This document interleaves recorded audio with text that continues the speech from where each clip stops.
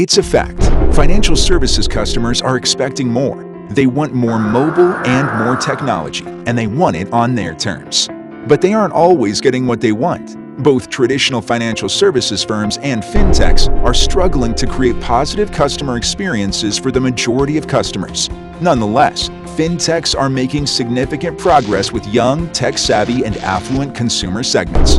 Rising customer expectations, plentiful VC funding, lower barriers to entry, and the accelerating technology evolution. These forces are creating a scenario where customers are becoming more and more comfortable with fintechs. In fact, globally, over 50% of customers already use at least one non-traditional firm. Fintechs score higher in value for money and service efficiency.